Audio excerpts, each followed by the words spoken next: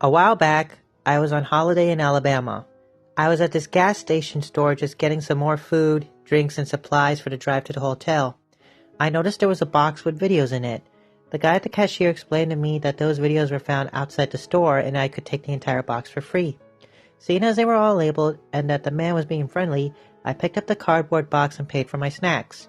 When I arrived at the hotel, I noticed they had a VHS player. I looked through the videos and I was astonished what I found.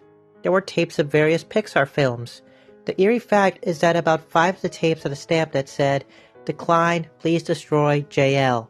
I then realized JL stood for John Lasseter, and that I was in possession of discarded property of Pixar.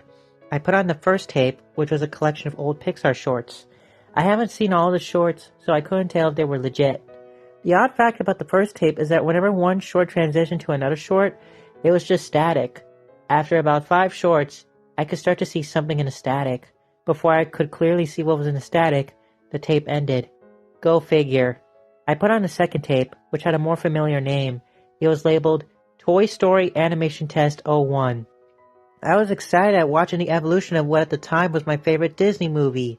All was about to change with one button at the remote called play. It appeared that it was actually a full movie rather than a few tests. The movie began with a white title card that read, A Toy's Story. Copyright 1992 Pixar Productions. It then cut to what looked like a commercial advertising a Woody doll. It zoomed out to reveal a boy, I assume it was Andy, watching TV in the living room. The living room looked entirely different, so did the boy. He had freckles and orange hair. It didn't look or sound at all like Andy. Besides that, his name was Max.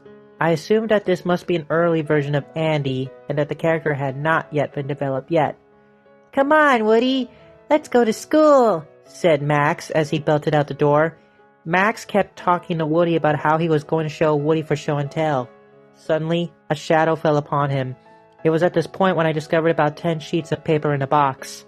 I shocked to realize that this was the script of this early version of Toy Story. The script read that in this scene, Greg is tormented and attacked by the bully, Sid. I found this interesting as Sid and Andy, aka Max, had never met in the finished movie. Much to my surprise, Sid was gigantic. He looked nothing like the 1995 version of Sid, and he was Hulk-sized. He began to punch Max in the stomach, and he put his hands around Max's neck. The sky turned darker, and there were sounds of people screaming and saying, "No!" It was like a nightmare. It just kept going on. You could also hear Max crying for his mom. Eventually, you could hear an ambulance arrive, but in the background you could see fire and you could see gigantic horses chasing people. The doctors were carrying Max's small body into a stretcher. The nightmare moved into a gravesite where it was a cloudy day and there was a church bell ringing and there were gravestones. Remember that this was all computer animated. A faint organ could be heard. The scary part is that there were pages missing from the script that were lying on my bed seconds ago. It cut to static and then resumed to an early version of the scene where Woody is calling a meeting for all the toys about Max's birthday party. It was all in German, and the sky was dark outside.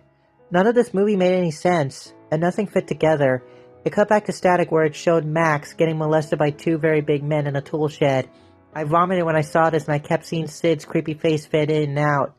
Finally, one of the men stopped and bellowed, "You're too old for toys." I looked back at the script to find some information on the early Toy Story. The cast sheet was missing most of the characters and had characters that either were deleted from the film or appeared in the sequels. For example, the Prospector and Bullseye were in the cast list, but no sign of Jessie though. It mentioned other characters like Scooter the Walrus, Mr. Wiggly, Scar Bear, and a character called Dino Ray, which I presume was an early version of Rex. Near the top of the list was the scariest name of all. It read, Death. I looked back at the TV, and it was now browsing through a dark Al's Toy Barn. The store was closed, and the camera was moving back and forth at all the aisles. Some of the toys didn't even exist yet, such as Tickle Me Elmo. There was a line of toys called Satan and Friends, and a sale for Toy Story 3 on Blu-ray. I froze in shock at the latter because Blu-ray wasn't even invented yet, nor was Toy Story 3 in development. Or so I thought. It then cut to the Al's Toy Barn commercial that appeared in the final film, except the Buzz Lightyear toy was called Lunar Larry, and he was a green alien astronaut. It zoomed to Woody, who was complaining about him. It then for some reason cut back to the scary scene where Sid is ripping Max's stomach open by using Woody and his boot. Sid then stops and looks towards the camera. He begins to walk over until his face is covering the entire screen. He gives this creepy smile. Suddenly, the TV caught fire. The entire hotel was on fire and everyone had to get out fast. I forgot the tapes, so they were burnt. I try to reach Pixar, but all the calls are computer automated and they ask you bullshit questions. Even though I still have nightmares about the early Toy Story, I only wish I could have watched the rest of the tapes. Toy Story, or any computer animated movie at that, has never been the same for me.